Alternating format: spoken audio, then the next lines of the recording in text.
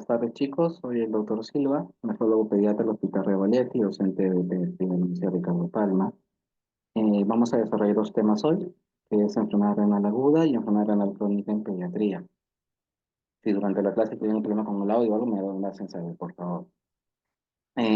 Son dos enfermedades que pueden considerarse complejas o no, pero lo que necesito yo es que capten ciertos conceptos, que se los voy a recalcar durante la clase, así que estén atentos.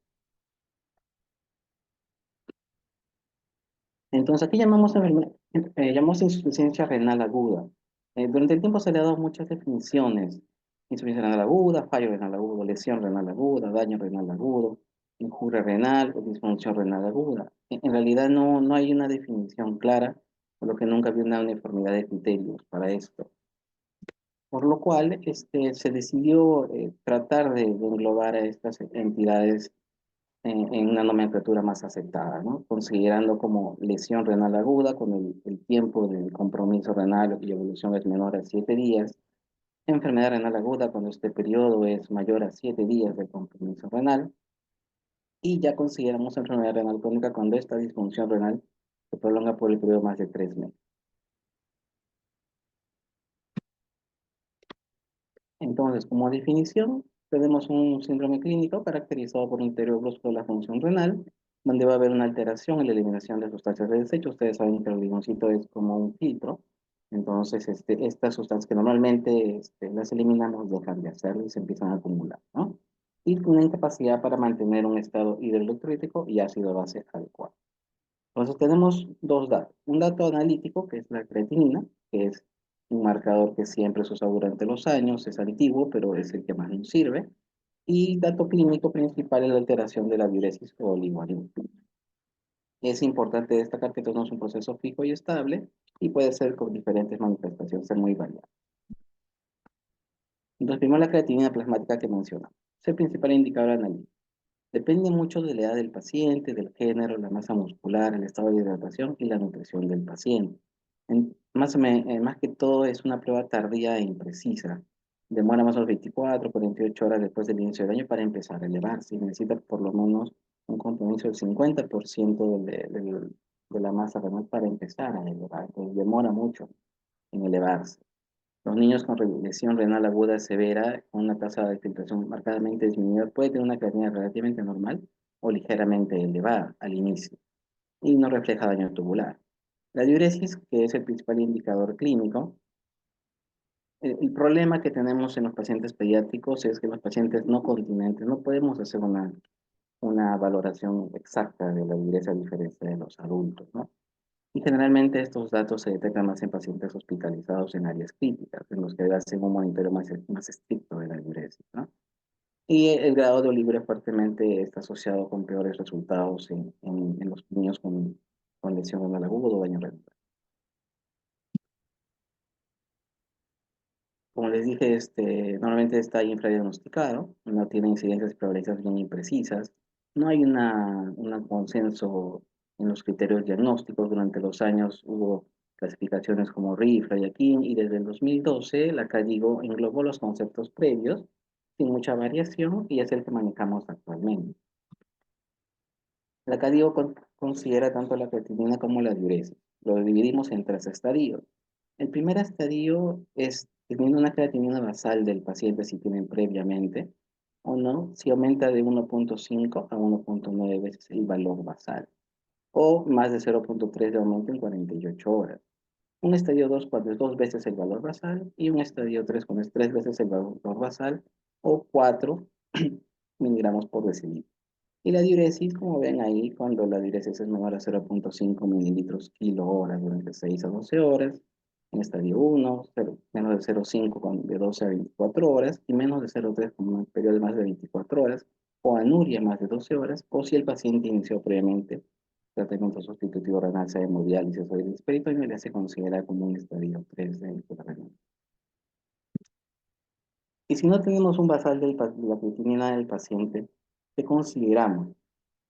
En estos casos está validado usar las tablas de creatinina que valoramos por edad y sexo, donde el valor basal sería el valor mayor de la tabla. Entonces, en los niños, digamos, como en la tabla de 5 a a 7 años, el valor basal consideraríamos el valor máximo aceptado por regla, que sería 0,47.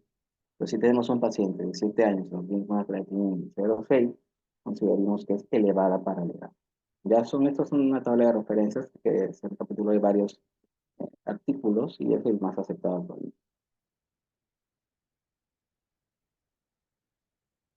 Como etiología de la falla renal aguda, normalmente es una enfermedad multifactorial. Como ven ahí, puede ser por cirugías cardíacas, a pacientes en shock, sepsis, pacientes con glomerulopatía, glomerulonefritis, con procesos obstructivos, mismos pacientes con enfermedad renal crónica que sufren de reagudizaciones o daños por toxina.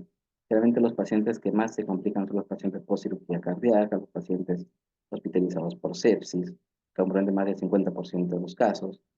De los nefrotóxicos, el más frecuente asociado es los AINES, pacientes con tratamientos oncológicos o pacientes que han quemado, ¿no? Ocurre con mayor frecuencia en pacientes internados en UCI, suele expresarse en el contexto de una falla multisistémica, generalmente asociada a sepsis y se relaciona con alta mortalidad en pacientes hospitalizados en unidades de cuidados. Como ven acá, la mortalidad en los pacientes que no están en áreas críticas es baja en todos los estadios, a diferencia de los pacientes hospitalizados en las unidades críticas, donde la mortalidad, como ven, se dispara y más dependiendo del estadio, ¿no?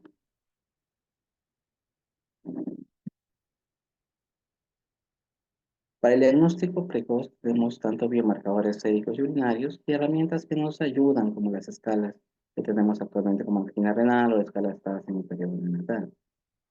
De los marcadores urinarios tenemos general urináneo, que fue el mejor en la predicción de daño renal agudo en pacientes ingresados por la cirugía cardíaca, o la cistatina C, que es en sangre, que sería mostró un rendimiento relativamente mejor en pacientes críticos ingresados a UCI.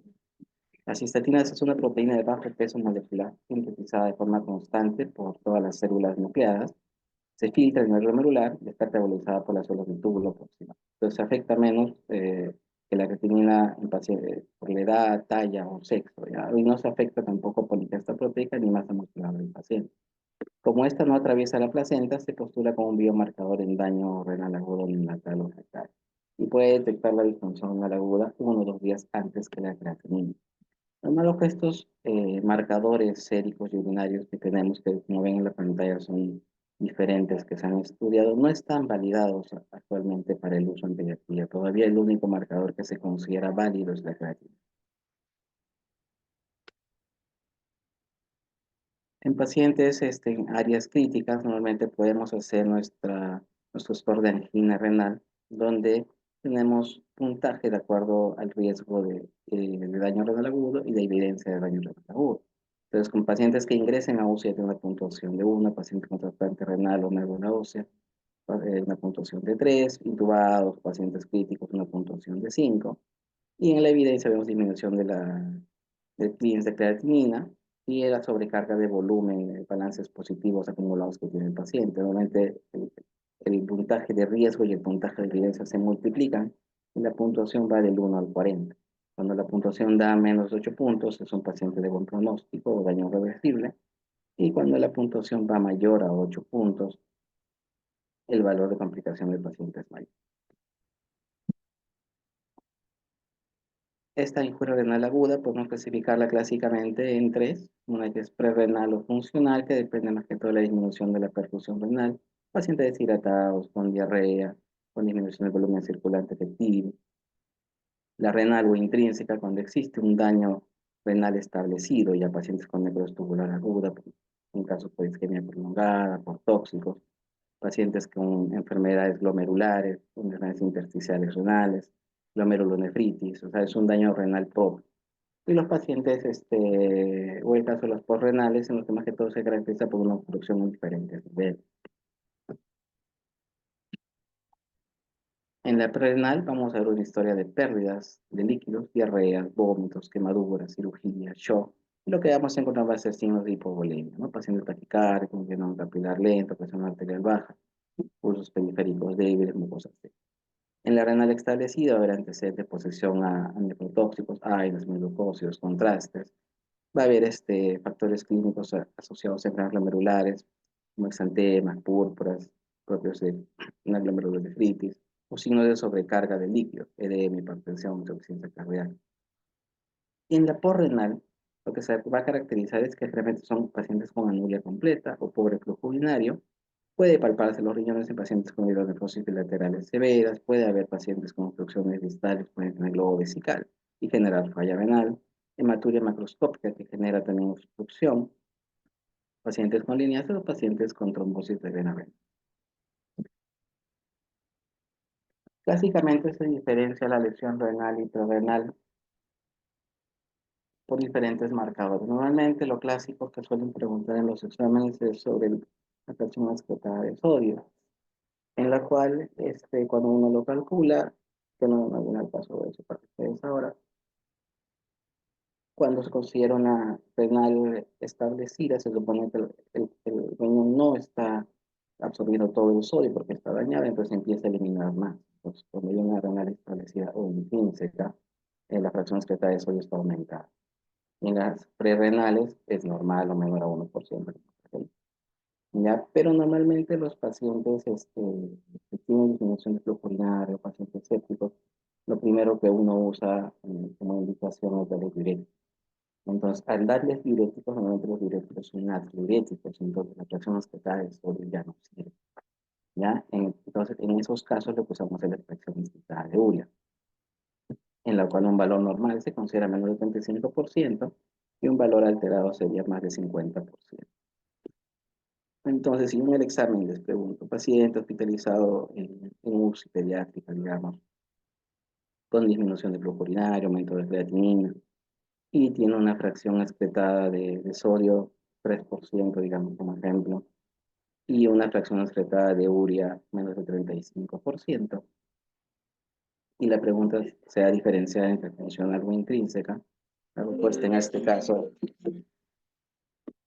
sería una prerrenal, ¿no? Asumiendo que la persona que está de es normal en este caso y paciente probablemente se le indique en la pregunta que ha recibido diuréticos por o un otro, ¿no? Entonces, esto puede ser una pregunta de examen.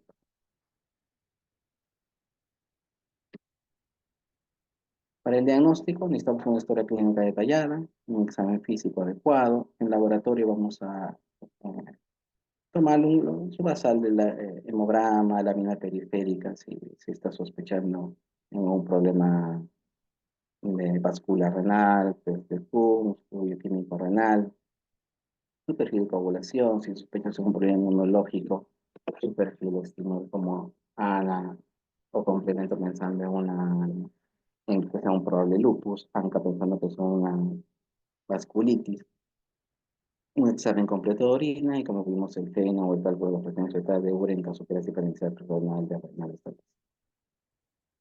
Como imágenes que se pueden sugerir, una revisión de tórax si es que hay sospecha de congestión pulmonar, una ecografía abdominal para descartar dilatación de vías urinarias o obstrucciones, y un Doppler renal en caso haya sospecha de trombosis venosa o arterial, en diferentes casos pensando que sea un problema renal propio, sea un lupus, vasculitis, una glomerulonefritis rápidamente progresiva, una biopsia renal.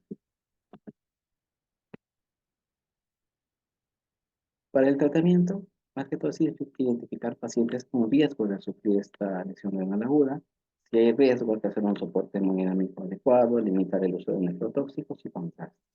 Si la lesión renal es establecida, identificar la causa de la lesión mediante la anamnesia, observación física, analítica. Si la causa es corregible, debe solucionarse. Monitorizar diuresis, balance hídrico, peso, creatinina, electrolitos y realizar ecografía renal. Y manejo de líquidos evitando una sobrecarga superior al 15% y valorar la necesidad de inicio temprano de tratamiento sustitutivo.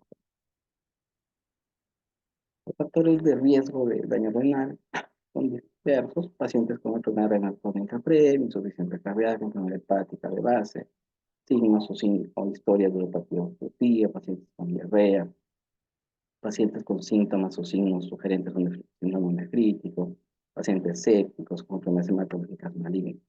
Los factores neonatales, peso nacer menos de 1500, ganar bajo los 5 minutos, pacientes con distrés respiratorio, superhepatías congénitas y el uso de diferentes nefrotóxicos. El manejo de líquidos va a depender de clínicamente cómo está el paciente. Es un paciente que vemos signos de sobrecarga de todos los pacientes anúricos. El soporte lo que le damos a solo es de sustancias insensibles, ¿no? Como ya previamente les han dicho, que es 400 mililitros por metro cuadrado al día. Ya, es lo único que recibiría idealmente el paciente. Es un paciente que clínicamente todavía esté volémico, se equilibran las pérdidas con las entradas, tratando de mantener un balance. Y si es un paciente que clínicamente está hipovolémico, se le administrará bonos de suero.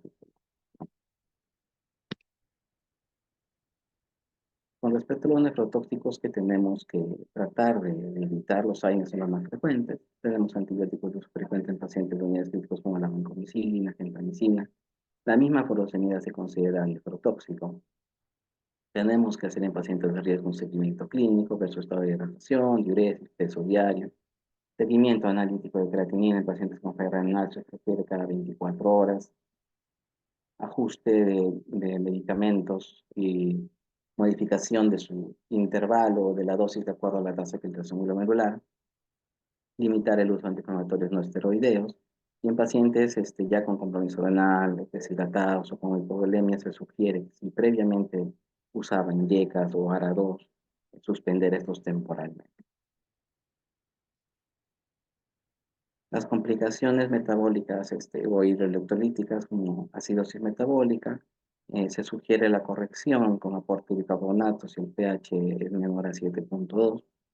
En pacientes con hipercalemia, inicialmente suspendemos todo aporte de potasio que pueda recibir.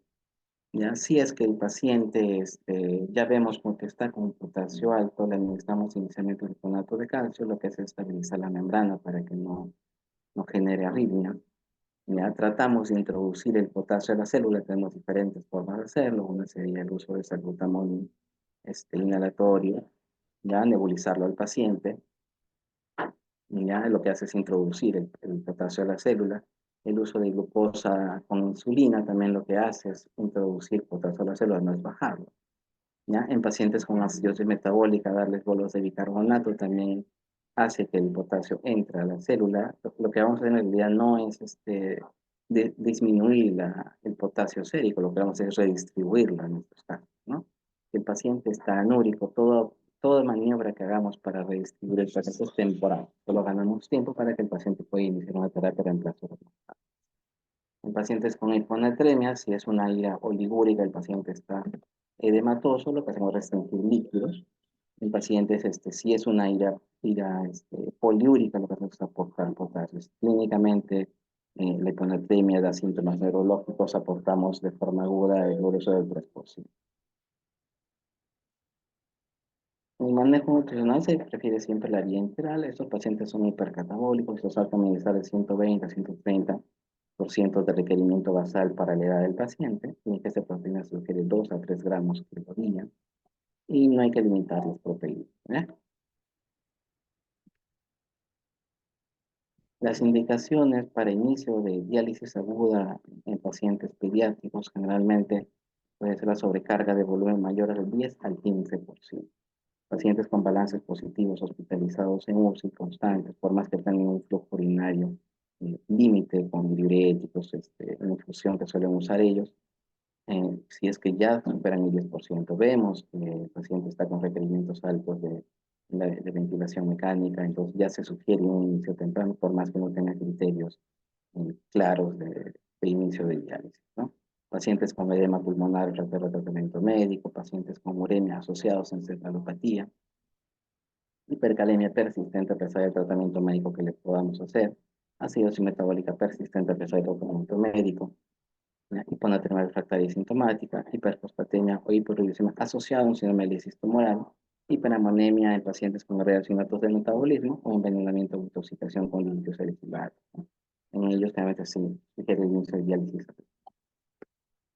Las diferentes modalidades que podemos tener, ya en pacientes pediátricos podemos ser diálisis peritoneal, puede ser hemodiálisis intermitente, una diálisis lenta que se le dice FLEP y las terapias de reemplazo continuo, ¿no?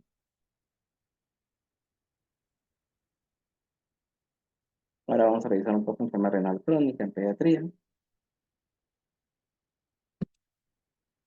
Normalmente es un daño renal que se prolonga más de 3 meses, como les dije anteriormente. con cambios estructurales o funcionales del riñón, con un descenso de la tasa de filtración glomerular o similar, ¿no? Si la tasa de filtración es menos de 60 mililitros por minuto por 1,73 por más de 3 meses, ya consideramos una enfermedad renal crónica.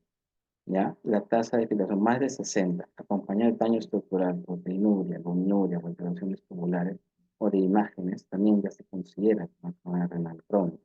O en la clasificación de acá, en el estadio 1 lo consideran si es que el paciente tiene alguna alteración estructural, 1 y 2, con una tasa de filtración mayor a 60, ¿no? El estadio 3 ya sería, lo dividimos en dos, A y B, de 45 a 59 SLA.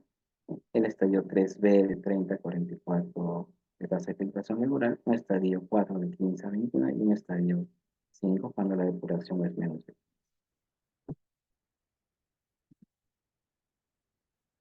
Normalmente lo que ocurre en estos pacientes por diferentes daños que puede haber genera una cascada inflamatoria, la cual genera que al final el paciente empieza a tener proteinuria, va a haber una inflamación constante, el paciente va a empezar a hiperfiltrar, va a haber proliferación celular, va a haber angiogénesis, y ya va a ser un estado de inflamación constante y lo que va a ocasionar como cicatrices en el riñón, va a haber pérdida de nefronas, ya que lo que nos va a dar a una apoptosis, proliferación y fibrosis finalmente, las cuales son irreversibles.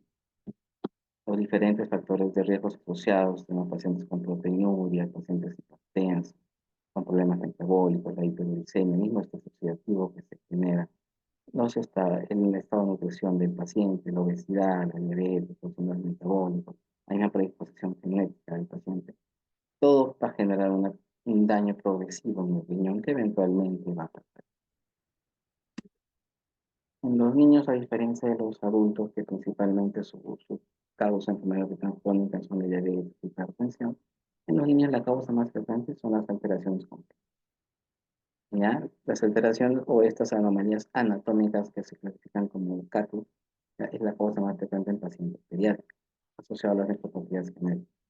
Y luego lo siguen lo que son las glomerulopatías, ¿no? Tanto síndrome nefrótico, córtico resistente, glomerulonefritis, pacientes con problemas inmunológicos como lupus, púrpura, pacientes con síndrome hemolítico, son las etiologías más frecuentes. Pero no es la primera causa, son las alteraciones anatómicas de nacimiento, ¿no?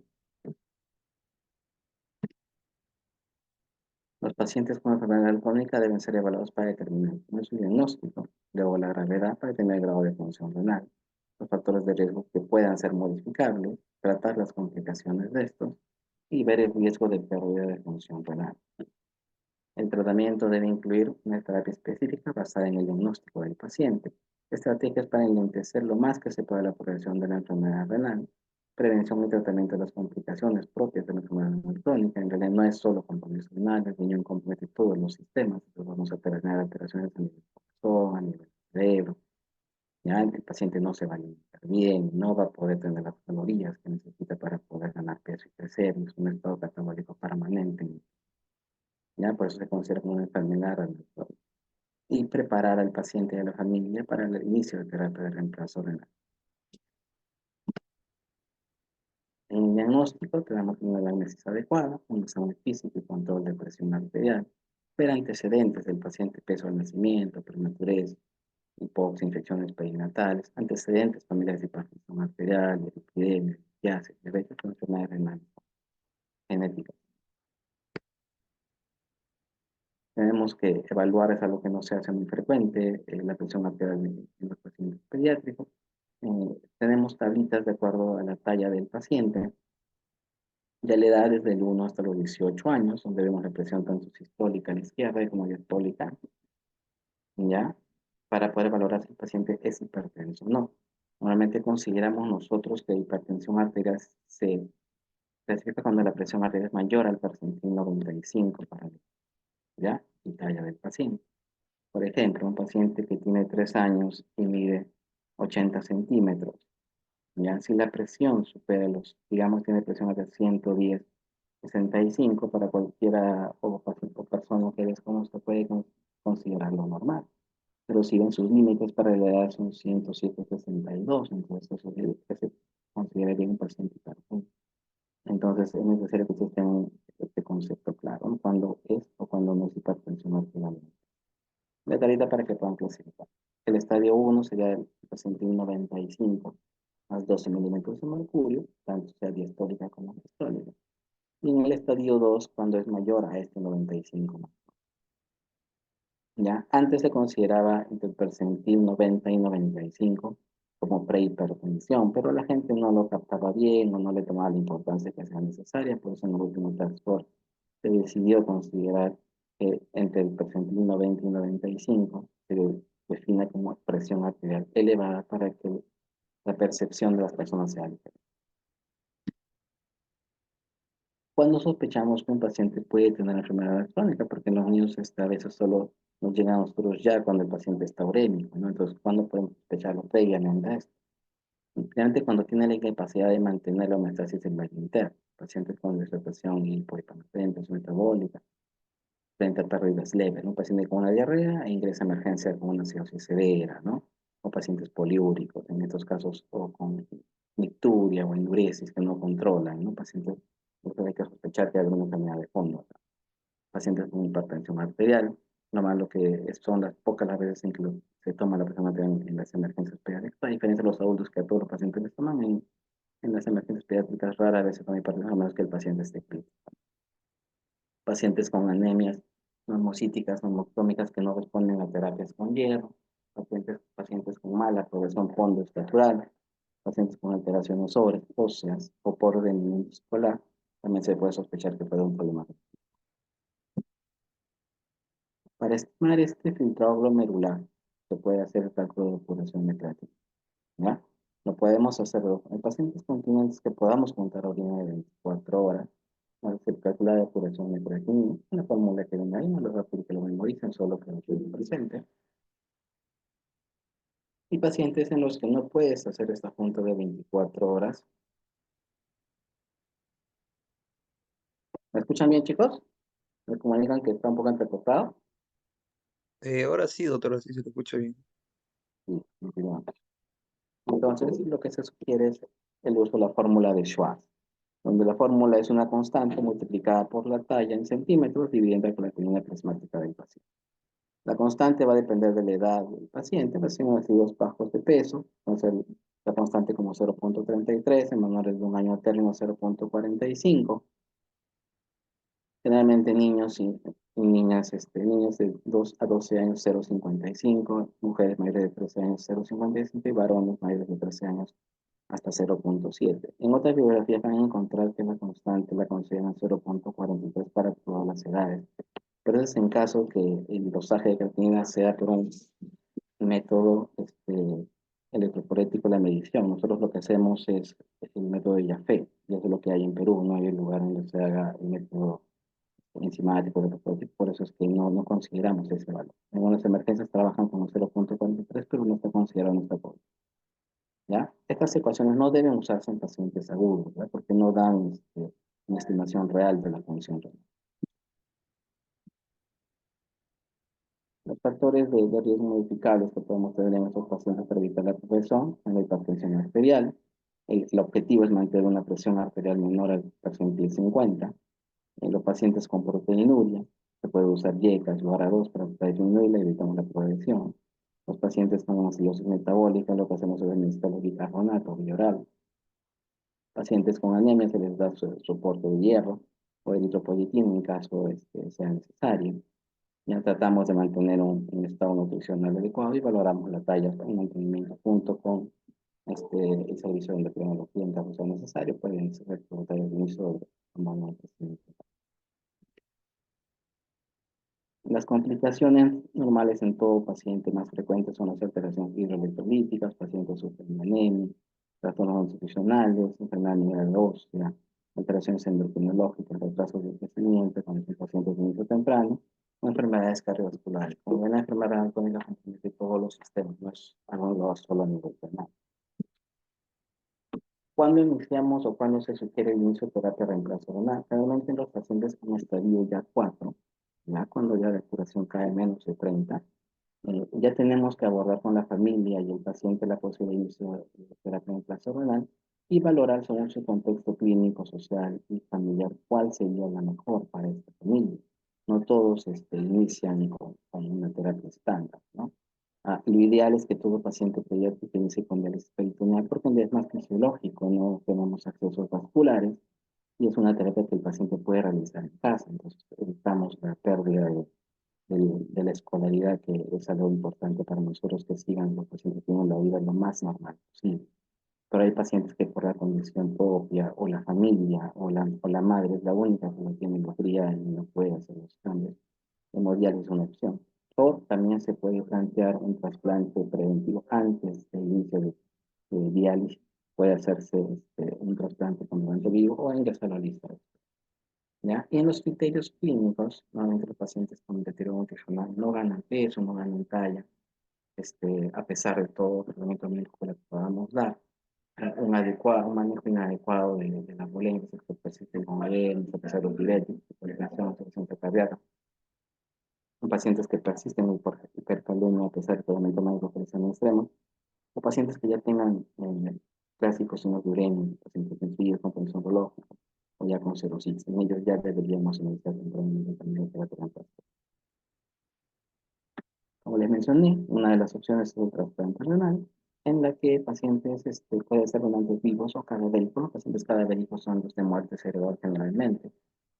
Normalmente uno puede colocar en su DNI que es donante, pero si la familia se niega al final, no podemos hacer, ¿no? Por eso es que hacemos o lo que hace ahorita mismo el gobierno es tratar de cambiar el chip que debería ser el colegio, ¿no? Para poder promover esta cultura de donación, ¿no? Un donante da 2 riñones para 2 pacientes, ¿ya? Generalmente el riñoncito se coloca en la región de ilíaca, ¿ya?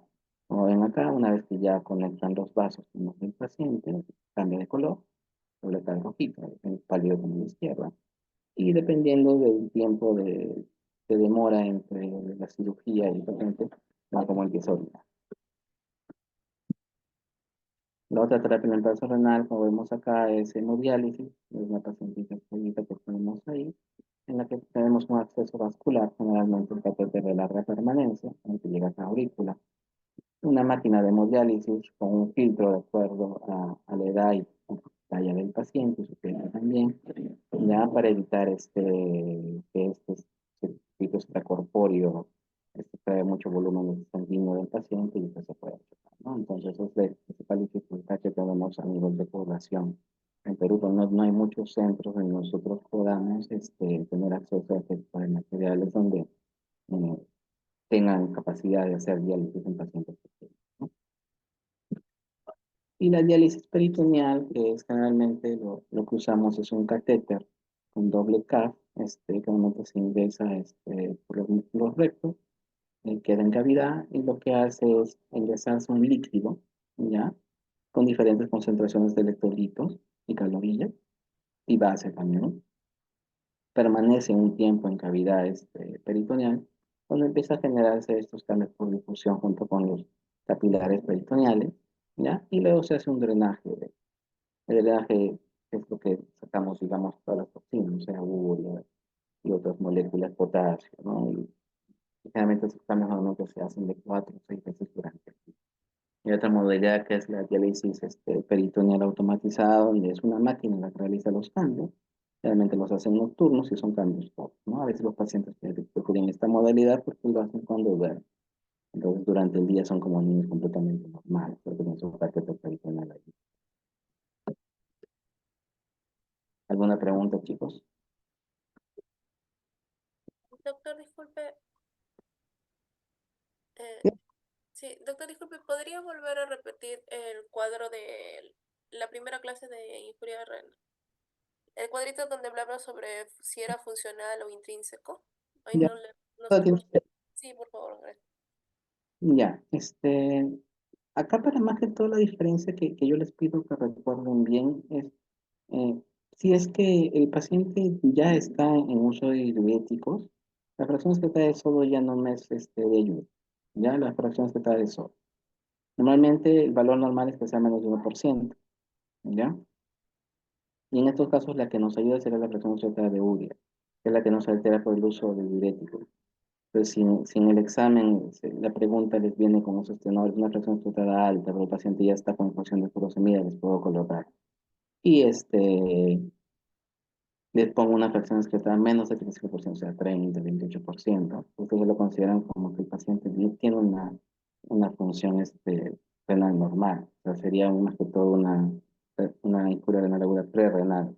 Y probablemente el caso clínico venga con diarrea o linfodema. Entonces, en estos casos, lo que hacemos es administrar volumen. ¿Ya? Pero más que todo en este tenor puede venir la pregunta. En este caso también acá vemos que nos ponen como la densidad urinaria con la gravedad específica urinaria, generalmente mayor a 1020, o sea que el paciente concentra bien. Y cuando ya es menor a 1005, 1002, el paciente se considera insostenible, no concentra, o sea, no puede ayudar, pero no es algo constante.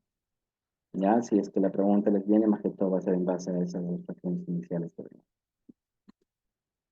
¿Una pregunta más, chicos? Doctor, disculpe, no se le escuchó muy bien. Está diciendo que cuando se usa diuréticos se usa ya la fracción excretada de urea y no la de sodio. Ajá. Valoran si es renal establecida o no, si con la fracción excretada de urea.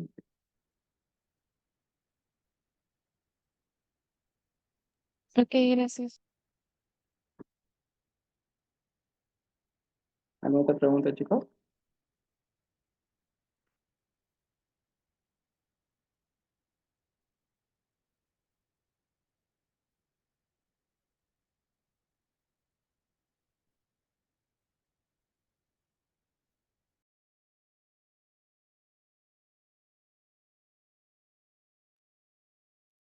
¿Alguna pregunta, chicos? Vamos por concluir la clase. Nos vemos el miércoles para la clase de nuevo.